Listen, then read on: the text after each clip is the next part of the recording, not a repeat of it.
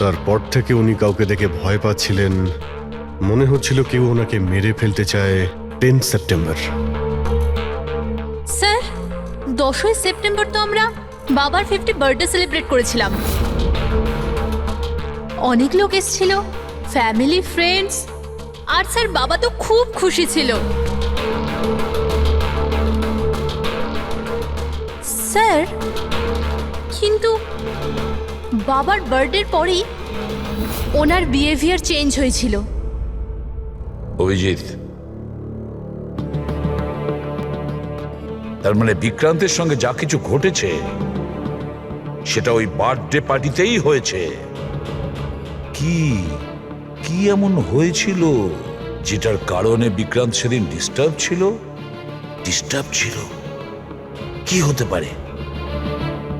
আচ্ছা রাধিকা, আপনি বলতে পারবেন ওই দিন বার্থডেতে কারা কারা এসেছিলেন? ওই দিনের ভিডিও আর ফটোগ্রাফসও চাই আমাদের।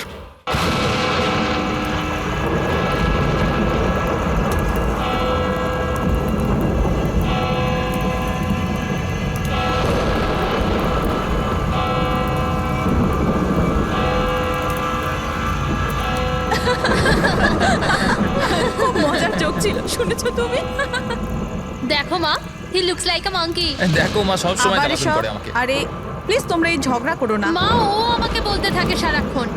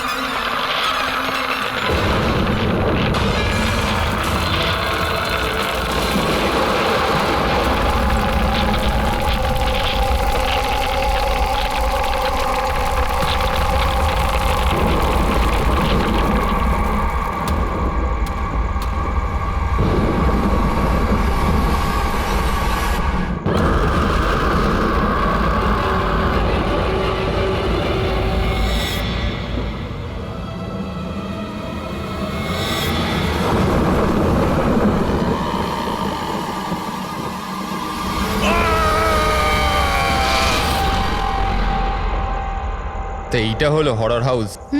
Adventure again. আরে ভাই, ভয় পাচ্ছিস নাকি? আরে ভয় পাস না, আমি আছি তো সাথে। যদি কিছু হয়ে যায় আমার। আরে কিচ্ছু হবে না ভাই। আরে কি আর হবে ভাই? স্যার এসে গেছেন। হরর হাউস চ্যালেঞ্জ তো নিচ্ছেন আপনারা, কিন্তু একটা কথা আপনাদের বলে দিই, এটা কিন্তু অতটা সহজ নয়। দুর্বল হৃদয়ের জন্য তো একেবারেই নয়। এটা ওই বাড়িটাই না যেখানে 2 বছর আগে একটা ফ্যামিলির মধ্যে মার্ডার হয়েছিল? আগে হ্যাঁ, গোটা ভারতবর্ষের থেকে ভয়ানক জায়গা দ্বিতীয় নেই। অনেকেই চেষ্টা করেছে, কিন্তু আজ পর্যন্ত কেউই বেশিক্ষণ এখানে টিকতে পারেনি।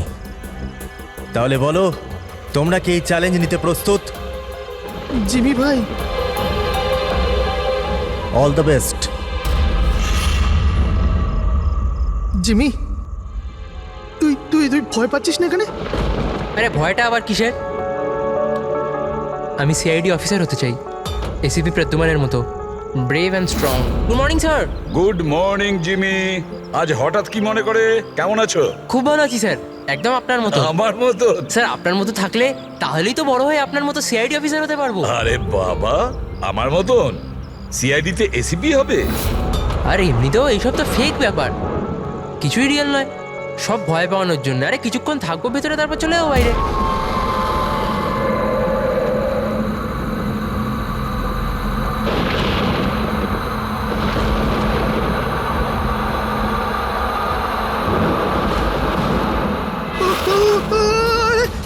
আরে আরে খোল রোহিত, রোহিত খোল না, আরে খোল। ঠিক আছে, আরে রোহিত তো খোল না। এখন এখান থেকে আমাদের আলাদা আলাদা যেতে হবে। Jimmy, see you later Sushant. আরে বাই। জিমি প্লিজ দরজাটা সুশান্ত, খুলে কিচ্ছু দে হবে জিমি। না। আরে চল না ভাই। আরে প্লিজ কাম ব্যাক গাইস।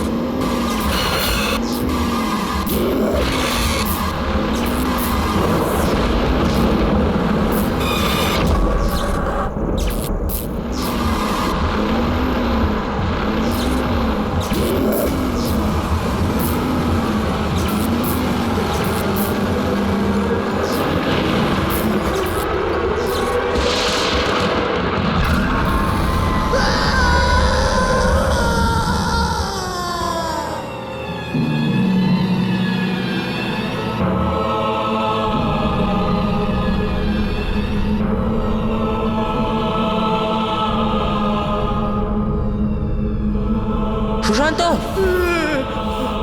এদিকে কোথায় যাচ্ছিস? ক্লাস করবি, চল। সুশান্ত, কি হয়েছে? কাল রাত্রিরে আন্টিও ফোন করেছিল। তোর কি হয়েছে আমাকে একটু বলবি? দেখে তো কিছুই বোঝা যাচ্ছে না, কিছু তো বল। তুই চল আমার সাথে ক্লাসে চল। এই, কিছু তো প্রবলেম আছে।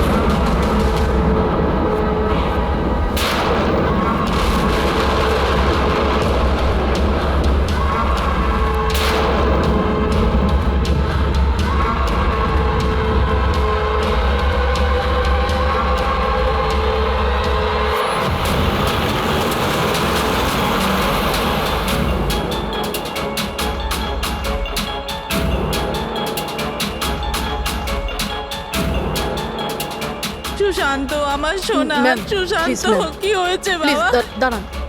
ছাড়ো আমাকে, ছাড়ো প্লিজ। সুশান্ত, তো কি হয়ে গেল বাবা? সুশান্ত, কি হয়েছে? please, সামলান নিজেকে। ও বাবা। জিমি, এবার আমায় ঠিক করে বল, কি হয়েছিল, কি করে হলো? স্যার, ও কলেজে এলো, স্টেয়ারকেস ধরে ওপরে যাচ্ছিল। আমি ওকে আটকালাম, বললাম যে চল ক্লাসের সময় হয়ে গেছে, একসাথে ক্লাসে যাই। ও আমার কথা শুনলোই না স্যার। ও ছাদে গিয়ে, আমার ওকে আটকানো উচিত ছিল স্যার। যদি আমি ওকে আটকে নিতাম এরকম হতো না স্যার। জিমি, নিজেকে এরকম দোষী ভেবো না। আচ্ছা, তুমি কি জানতে যে ও ওপরে গিয়ে এরকম করবে? নিজেকে দোষ দিও না। না স্যার, কিছু তো প্রবলেম ছিল স্যার। শেষ 2 দিন ধরে সুশান্ত এরকম করছিল স্যার। না কারুর সাথে কথা বলছিল আর অদ্ভুত আচরণ করছিল স্যার। আমার ওর সাথে কথা বলা উচিত ছিল স্যার। যদি কথা বলতাম হয়তো তাহলে কিছু। আচ্ছা, এই গত 2 দিন ধরে কি হয়েছিল? মানে বলতে চাইছি প্রবলেমটা কি ছিল? হ্যাঁ, আমরা ওকে হরর হাউস নিয়ে গেছিলাম স্যার। ওর ইচ্ছে ছিল না যাওয়ার, তাও আমরা ওকে ফোর্স করে নিয়ে গেছিলাম স্যার। সুশান্ত ভাই, ভাই কি হলো? সুশান্ত! তার মানে তুমি বলতে চাইছো হরর হাউসে যাওয়ার পরেই সুশান্ত? হ্যাঁ স্যার, কিছু তো হরর হাউসেই হয়েছিল স্যার। আমরা সবাইও ভয় পেয়েছিলাম, কিন্তু সুশান্ত একটু বেশি ভয় পেয়েছিল স্যার। আমরা ভোরবেলা ওকে ওর বাড়িতে ছাড়তেও গেলাম। আমরা ভাবলাম যে শোয়ার পরে সব ঠিক হয়ে যাবে, কিন্তু না স্যার, রাত্রিবেলায় কিছু একটা হয়ে গেছিলো ওর সাথে। ভাই আমার কথাটা শোন, তুই শুয়ে পড়, ওটা একটা শুধু গেম ছিল। তুই ওখানে যা যা দেখেছিস একটাও কিছু রিয়েল ছিল না, সব ফেক ছিল। আমার কথাটা শোন। না না না না জিমি ভাই, আমার কথাটা বিশ্বাস কর, কিচ্ছু ফেক ছিল না, সব সব আসল ছিল ভাই। কিছু তো ছিল ভাই। ও ও এখনো আমার সাথেই আছে।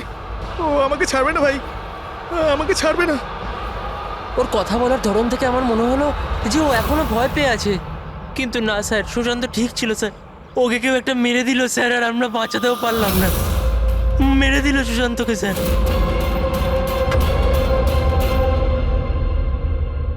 এই দেখো বস, এইটা সিটি স্ক্যান। হ্যাঁ, কার? এটা একটা 80 বছরের বয়স্ক লোকের ব্রেনে সিটি স্ক্যান। এই লোকটির খুব ভয়ঙ্কর ব্রেনের অসুখ ছিল। একটু দেখো বস, এর ব্রেন সেলস কিরকম ছোট হয়ে গেছে। আর স্যার, এই সিটি স্ক্যানের ব্রেন সেলস আরো বেশি ড্যামেজড। এই স্ক্যানটা কার? সুশান্ত। কি? সুশান্তর? একটা ইয়াং হেলদি ছেলের ব্রেনের সেলস একজন বয়স্ক অসুস্থ মানুষের সেলের থেকেও খারাপ? সেটাই তো সবচেয়ে বড় প্রশ্ন অভিজিৎ, কিভাবে? আর আমরা ওর ফ্যামিলি ডক্টরের সঙ্গেও কথা বলেছি। ডক্টরও বলেছে ও একদম ফিট ছিল, না কোনো হেলথ ইস্যুস, না মাথার কোনো প্রবলেম, কিচ্ছু না। স্যার, জিমি আমাদের বলল যে হরর হাউস থেকে ফেরার পরেই এই সুশান্তের বিহেভিয়ারে পরিবর্তন এসেছিল। আর স্যার, সুশান্তর মারও তাই বক্তব্য। সুশান্ত অদ্ভুত অদ্ভুত কথা বলতে শুরু করেছিল। ওর মনে হচ্ছিল ওর আশেপাশে কেউ আছে যে ওকে মারতে চায়, অথচ কিছুই ছিল না। মাত্র দুদিনে সুশান্তর স্কিজোফ্রেনিয়া সিম্পটম দেখা দিয়েছিল। কিন্তু কিভাবে? অভিজিৎ, জিমি হয়তো ঠিকই বলছে। এটা কোনো আত্মহত্যা নয়, খুন হয়েছে, খুন করা হয়েছে। কিন্তু খুন করলো কিভাবে?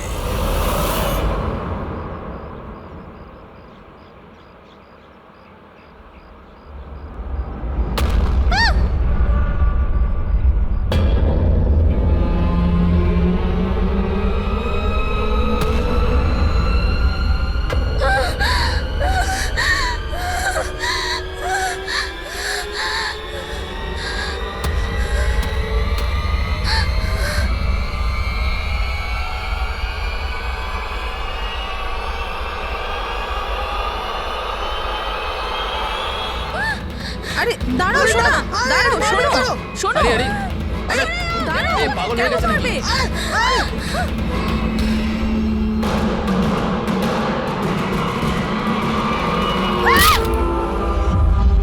মেয়েটা খুব ভয় পেয়েছিল। এমন মনে হচ্ছিল যেন কেউ ওর পিছু নিয়েছিল।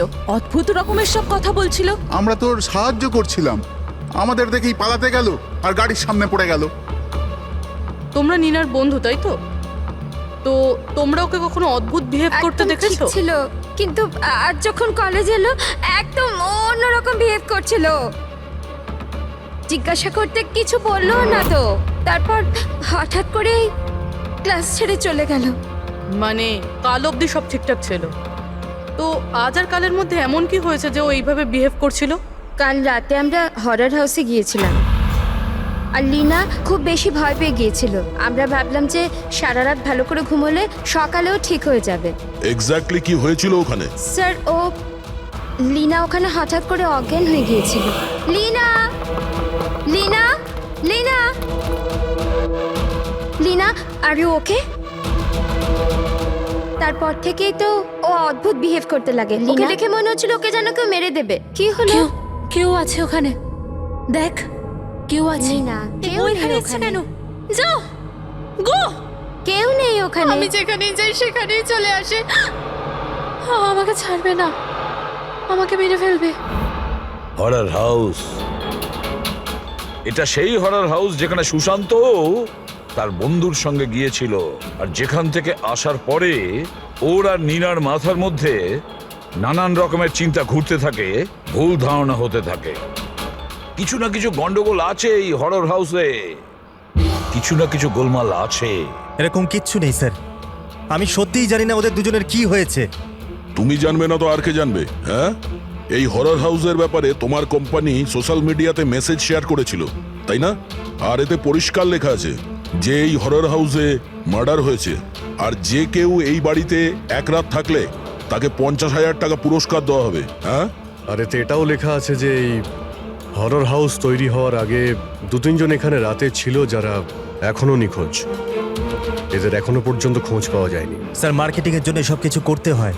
হরর হাউসের প্রমোশনের জন্য কিছু অ্যাক্টরকে দিয়ে আমরা কাজ করিয়েছিলাম, যাতে লোকেরা এখানে আসে। আপনারা যদি চান তো না আমার ঠিকানা দিতে পারি, আপনারা জিজ্ঞাসা করতে পারেন ওদের। আচ্ছা, তুমি যদি এসব কিছু মার্কেটিং এর জন্য করে থাকো, তাহলে এর পেছনের আসল গল্পটা কি? স্যার, এখানে একজন খুব ধনী মানুষ থাকতো তার নিজের পরিবারের সাথে, বিক্রম। আর একদিন সে নিজের গোটা পরিবারটাকে মেরে দিয়েছিল।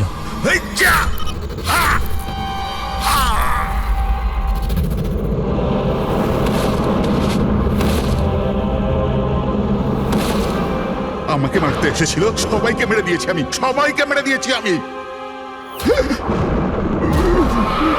আমায় মারবি, আমায় মারবি।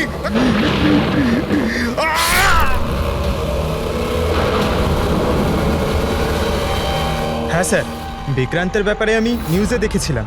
স্যার, এই জায়গাটা এমনিতেই ভূত বাংলোর নামে বদনাম ছিল, তো কেননা সেখান থেকে কিছু টাকা কামানো যাক। তাহলে স্কুল কলেজের বাচ্চাদের এরকম চ্যালেঞ্জ দিয়ে টাকা কামানোর নতুন উপায় বার করেছো, হ্যাঁ? কিন্তু তুমি কি ভেবেছো তোমার এই লোক দুটো বাচ্চার জীবন নিয়ে নিয়েছে? স্যার, আপনি জানেন তো যে হরর হাউসটা আসলে কি? এখানে সব কিছুই নকল স্যার। ভয় পাওয়ানোর জন্য ডেড বডির জায়গায় নকল অভিনেতারা থাকে, রক্তের জায়গায় লাল রং থাকে, লাউড নয়েজেস থাকে, দ্যাটস ইট। এখানে এমন কিচ্ছু নেই স্যার যাতে কারোর বিপদ ঘটতে পারে। স্যার, স্যার ডক্টর সালুঙ্কের মেসেজ করেছে। ওর সিটি স্ক্যান থেকে জানা যাচ্ছে যে ওর ব্রেন সেল সেইভাবেই ড্যামেজ হয়েছে, ঠিক যেমনভাবে সুশান্তেরটা হয়েছিল স্যার।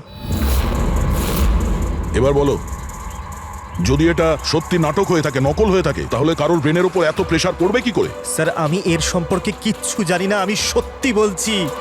ঠিক আছে, আজ রাতে এই হরর হাউসে আমরা থাকবো। জানতে তো পারা যাবে বিজনেসের নামে এখানে কোন কোন খেলা চলছে।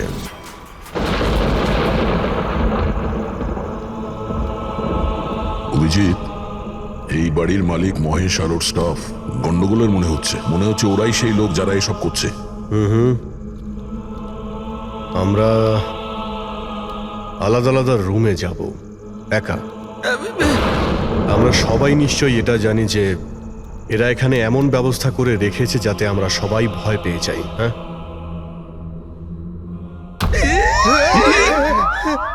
পঙ্কজ, বি ভেরি কেয়ারফুল, ঠিক আছে? এই বাড়িতে দুজন মারা গেছে, অনেক কিছু হতে পারে যখন তখন, তাই সাবধানে থেকো, ঠিক আছে? হ্যাঁ স্যার। সবকিছু ভালো করে দেখবে, ঠিক আছে? Be alert.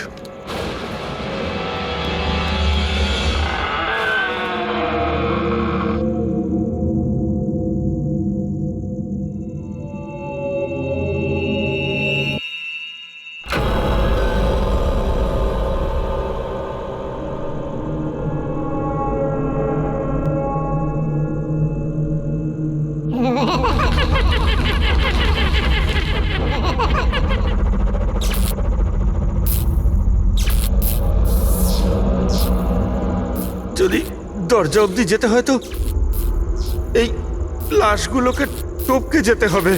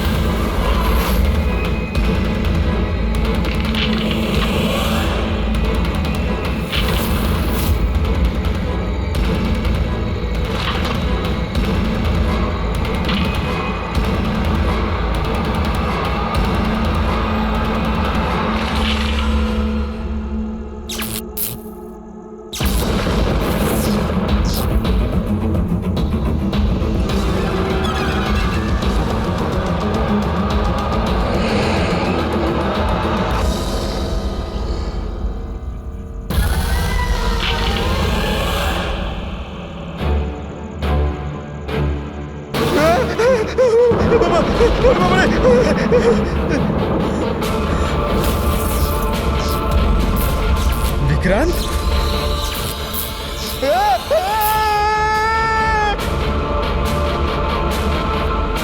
পঙ্কজ পঙ্কজ পঙ্কজ কি হয়েছে? হ্যাঁ, পঙ্কজ আরে কি হলো? পঙ্কজ, হ্যাঁ তুমি ঠিক আছো? সাবধানে।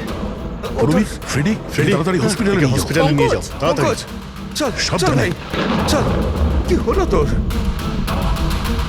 এসব কি হচ্ছে? হ্যাঁ, এর অবস্থা দেখতে পাচ্ছো? তোমরা এখানে কিরকম বিপজ্জনক খেলা খেলছো?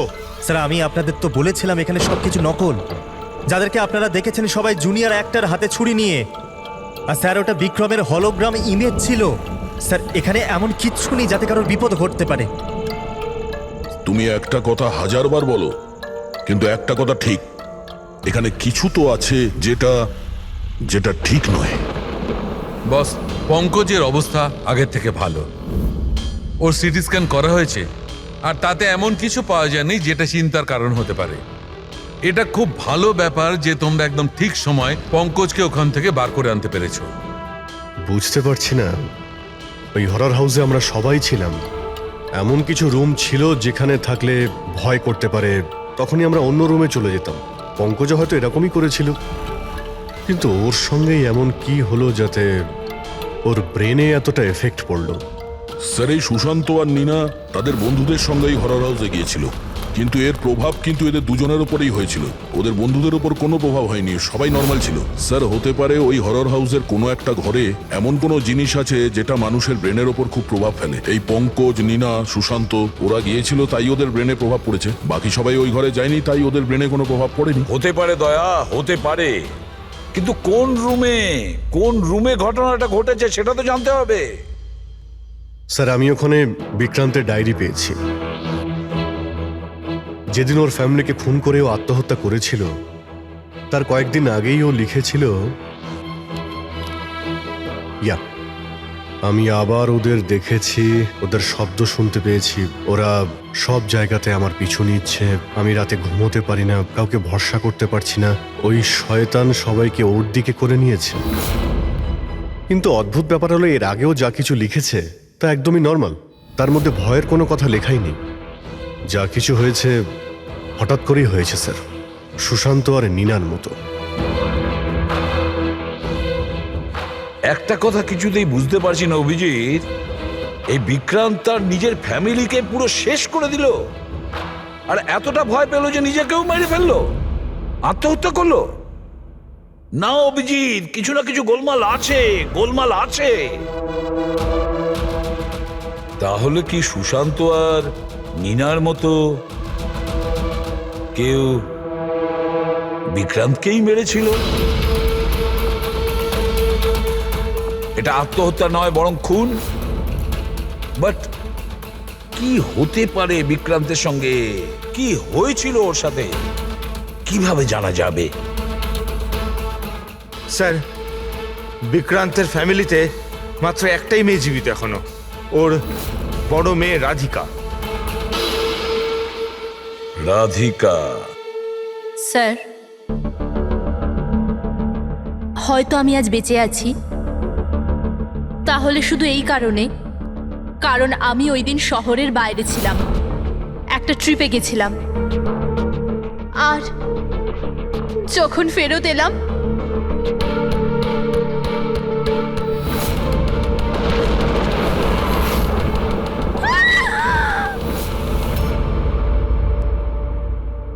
ওনার ডায়েরি আমি পড়েছি, তাতে এটা জানতে পেরেছি যে 10 সেপ্টেম্বরের আগে উনি একদমই নর্মাল ছিলেন। তারপর থেকে উনি কাউকে দেখে ভয় পাচ্ছিলেন, মনে হচ্ছিল কেউ ওনাকে মেরে ফেলতে চায়। 10 সেপ্টেম্বর। স্যার, 10ই সেপ্টেম্বর তো আমরা বাবার 50 বার্থডে সেলিব্রেট করেছিলাম। অনেক লোক এসেছিল, ফ্যামিলি, ফ্রেন্ডস, আর স্যার বাবা তো খুব খুশি ছিল। স্যার, কিন্তু বাবার বার্থডের পরেই ওনার বিহেভিয়ার চেঞ্জ হয়েছিল। অভিজিৎ, তার মানে বিক্রান্তের সঙ্গে যা কিছু ঘটেছে সেটা ওই বার্থডে পার্টিতেই হয়েছে। কি কি এমন হয়েছিল যেটার কারণে বিক্রান্ত সেদিন ডিস্টার্ব ছিল? কি হতে পারে? আচ্ছা রাধিকা, আপনি বলতে পারবেন ওই দিন বার্থডেতে কারা কারা এসেছিলেন? ওই দিনের ভিডিও আর ফটোগ্রাফসও চাই আমাদের। বেশিরভাগ টাকাটাই ও চ্যারিটি করে দিয়েছিল। আর বিক্রান্তের বিজনেস? স্যার, ওর কাজিন আছে না দীপক, ওই সব সামলাতো। দীপক, বিক্রান্তের মৃত্যুর পরে ওর পুরো বিজনেসের প্রপার্টি তুমি সামলেছ, তাই তো? কারণ বিক্রান্তের ফ্যামিলিতে আর কেউ ছিল না, শুধু রাধিকা ছাড়া।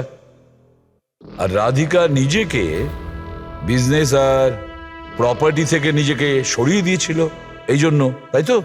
আগে সবাই এটা জানতো যে বিক্রম আমার কাজিন ছিল, আর কাউকে তো দায়িত্ব নিতেই হতো। কিন্তু এসব আপনি আমায় কেন প্রশ্ন করছেন?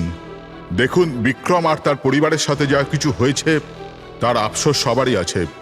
ওটা একটা দুর্ঘটনা ছিল, চক্রান্ত নয়। আপনারা সবাই এটা ভাবছেন যে দীপক আত্মহত্যা করেনি, খুন করে দিয়েছে কেউ ওকে।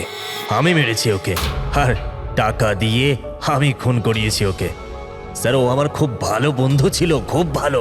আমাদের দুজনের মধ্যে পুরো একদম ভাইদের মতো ভালোবাসা ছিল।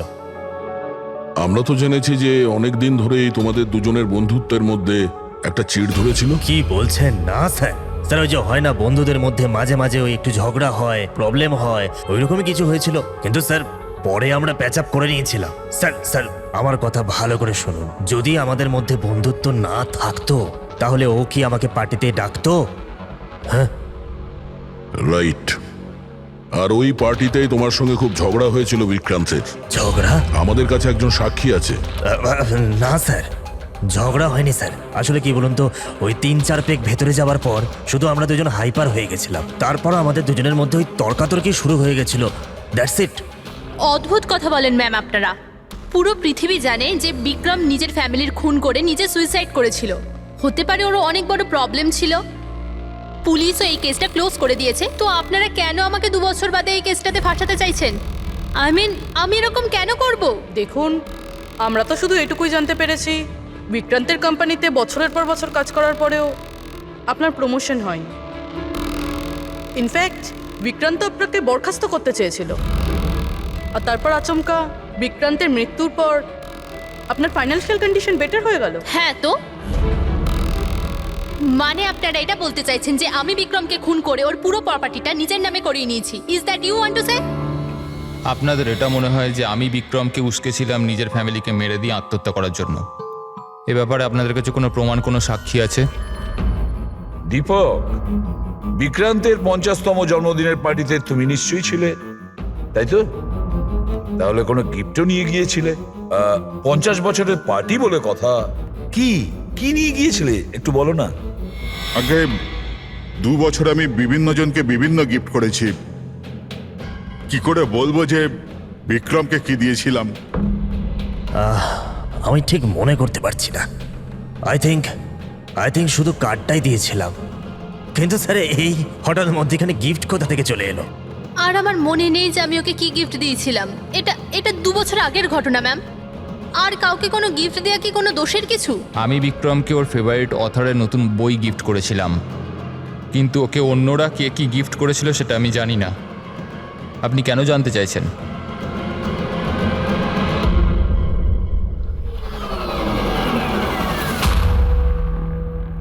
সবাইকে জিজ্ঞাসাবাদ করেছি স্যার, শুধুমাত্র 4 জন লোক, অজয়, দীপক, দিব্যা আর নন্দন গন্ডগোলের মনে হচ্ছে স্যার। স্যার, মনে হয় না এরা কেউ আদৌ সত্যি কথা বলছে। স্যার 2 বছর হয়ে গেছে এটা ঘটেছিল, কোনো সাক্ষী প্রমাণ পাওয়া বেশ মুশকিল, তাই সেটারই সুযোগ নিচ্ছেন এনারা। তবে এটা শিওর যে এনাদের মধ্যে কেউ মিথ্যে বলছে, সেই হলো বিক্রান্তের খুনি। অভিজিৎ, তাও একটা প্রশ্ন থেকে যায়, যদি এমন কেউ গিফট দিয়ে থাকে যেটাতে মাথা খারাপ হয়ে যায়, তাহলে বিক্রান্তের কেন মাথাটা খারাপ হলো সেই জিনিসটা পেয়ে? আরো তো অনেকে ছিল ওই ঘরে, তাদের কোনো কিছু হয়নি কেন? হ্যাঁ স্যার, বিক্রান্তের ফ্যামিলিতে 5 জন লোক ছিল, চাকর বাকর আলাদা। ওদেরও তো প্রভাব পড়তে পারতো এর ওপরে।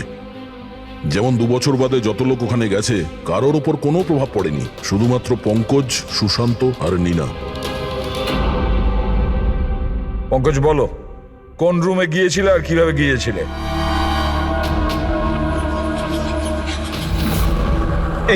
এটা করিডোর ছিল স্যার।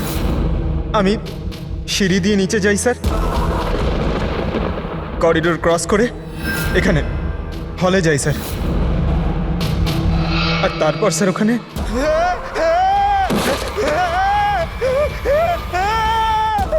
ও আমার পা ধরেছিল স্যার, আমি ভয় পেয়ে যাই। তারপর আমি এখান থেকে পালাই আর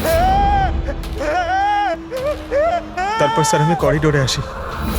আর এইখানেই হয়তো কোথাও আমি ওই বিক্রান্তকে দেখি। আর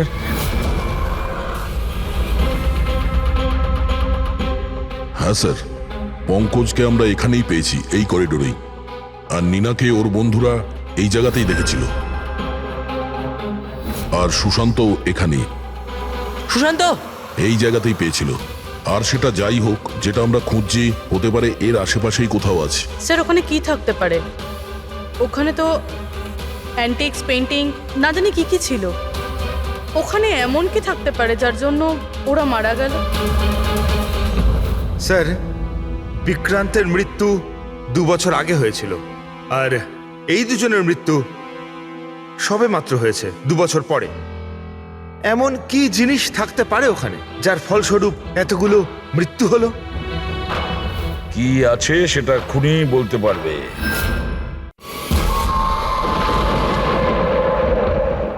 সিআইডির লোক এটা বললো যে ওই রাতে যা যা হয়েছে সেসব আমাদের থেকে আরেকবার জানতে চায়।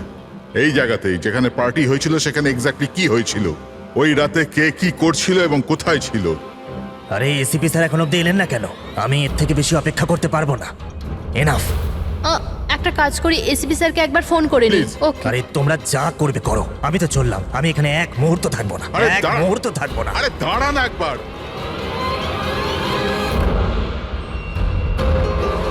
হ্যালো স্যার, আমি বলছিলাম আপনি আমাদের হরর হাউসে রেখেছিলেন না? আমরা এসে গেছি। হ্যাঁ স্যার, আমি, নন্দন, অজয় আর দীপক। কি আপনি ডাকেননি? এরকম কোনো কথাই হয়নি। Okay sir. কি হলো? এসিপি বলছেন উনি আমাদের ডাকেনি। আরে আরে এসব কি হচ্ছে? জানি না, মনে হয় কেউ আমাদের সাথে মজা করেছে। চলো যাই এখান থেকে। চলো তাড়াতাড়ি চলো। কোথায় যাবে তোমরা? ওপর দিয়ে যাবার কোনো রাস্তা আর নেই। এখন কি করবো আমরা? আর এখান থেকে বেরোবো কি করে আমরা এখন? কোনো দ্বিতীয় রাস্তা তো হবে। হ্যাঁ খোঁজো, দ্বিতীয় রাস্তা খোঁজো এখান থেকে বেরোবার। চলো চলো খুঁজি। তাড়াতাড়ি খোঁজো দ্বিতীয় রাস্তা। এক কাজ করো, তুমি ওদিকে দেখো, আমি এদিকে দেখছি। হ্যাঁ।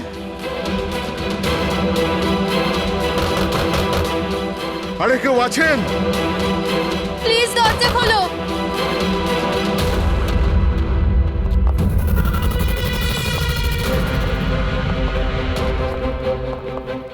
এসব কি মজা হচ্ছে স্যার? আপনারা কেন বিরক্ত করছেন আমাদের? বিরক্ত করছি না আমরা, শুধু পরীক্ষা নিচ্ছি আর তার রেজাল্টও পেয়ে গেছি। আমরা বুঝতে পেরেছি খুনি কে। আপনাদের সবাইকে এই হরর হাউসে সেই জায়গাতে বন্দি করা হয়েছিল যেখানে এমন কোনো জিনিস আছে যার কারণে ব্রেনের ওপর খুব প্রভাব পড়ে আর মানুষ অদ্ভুত ধরনের বিহেভ করে, কিন্তু ওই জিনিসটার ব্যাপারে খুনি জানে। আর সেই জিনিসের কারণেই খুনিকে চিনতে পারা গেছে। খুবই স্বাভাবিক খুনি ওই জিনিসটাকে নোটিস করবে, তার থেকে দূরে যাওয়ার চেষ্টা করবে, কারণ ও এটা চাইবে না যে বিষাক্ত কেমিক্যালের প্রভাব ওর উপর যেন না পড়ে। চারিদিকে দরজা বন্ধ ছিল, ও এখানে আটকে গিয়েছিল, সেই জন্যই ও ওটাকে ছুঁয়ে ফেলার ভুল করে। আর এই ঘরে কি কি ঘটেছে সবকিছু সিসিটিভি ক্যামেরায় বন্দী।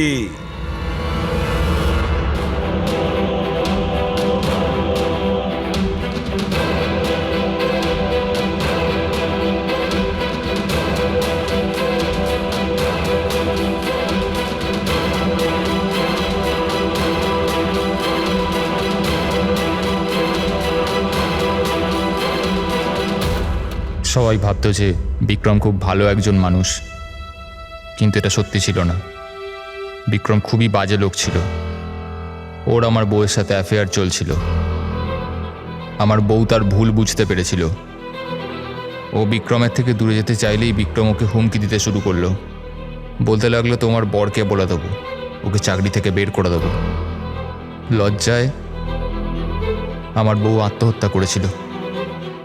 আর তাই তুমি ওর ওপর প্রতিশোধ নিতে চেয়েছিলে? আমার একটা বন্ধু কেমিস্ট ছিল। আমি ওর থেকেই টক্সিক বিষটার সম্বন্ধে জানতে পারি। আমি জানতে পেরেছিলাম যেটা এমন একটা কেমিক্যাল যাতে মানুষ মানসিকভাবে অসুস্থ হয়ে পড়ে। আমি বিক্রমকে গিফট দেওয়ার জন্য একটা অ্যান্টিক লণ্ঠন কিনলাম, আর ওর সলতেটাকে ওই কেমিক্যালটার মধ্যে চুবিয়ে ওকে গিফট করে দিলাম। যখন যখন বিক্রম ওই লণ্ঠনটাকে জ্বালাতো, ওর বিষাক্ত ধোঁয়া সারা ঘরে ছড়িয়ে পড়তো। বিক্রমের ওপর ওই ধোঁয়ার প্রভাব সেইভাবেই পড়লো যেভাবে আমি চেয়েছিলাম। ফলে ও আস্তে আস্তে পাগল হতে থাকে, আর একদিন হঠাৎ পরিবারের সকলকে মেরে দিয়ে নিজেও মরে যায়। কেউ কোনোদিন এটা জানতেও পারেনি যে ওই কেমিক্যালটার জন্যই ও এত বড় একটা কাণ্ড ঘটিয়ে ফেলল। আর একদিন কেসটা বন্ধ হয়ে গেল। তারপরে বিক্রান্তের এই বাড়িটাকে মহেশের বাবা কিনে নেন। মহেশ এটাকে হরর হাউস বানায় আর বিজনেস স্টার্ট করে দেয়। কিন্তু ওই জিনিসটা এখানেই রয়ে যায়, স্টাডি রুমে নয়, করিডোরে, যার জন্যই এই সব হচ্ছিল। সত্যি বলছি, আমি যখন জানতে পারলাম যে ওই বিষাক্ত লণ্ঠনটার জন্য 2 বছর বাদেও লোকজন মারা যাচ্ছে, তো আমি ঘাবড়ে গেলাম। আমি লণ্ঠনটা এখান থেকে বের করবার রিস্কটা নিতে চাইনি। সব অপরাধী একই কথা ভাবে। সে খুব চালাকি করে নিজের কাজটা করেছে, আর তাকে কেউ কোনোদিন ধরতে পারবে না। কিন্তু সব অপরাধী ওই একই কথা ভুলে যায়। আইনকে কেউ বেশি দিন ধরে বোকা বানিয়ে রাখতে পারে না। একদিন না একদিন সে ধরা পড়বেই। দেখো, তোমার সেই প্রতিশোধের আগুনে কতগুলো নিরীহ লোকের প্রাণ গেল। আইন তোমাকে কোনোদিন ক্ষমা করবে না। কঠোরতম শাস্তি হবে তোমার, ফাঁসি হবে তোমার, ফাঁসি।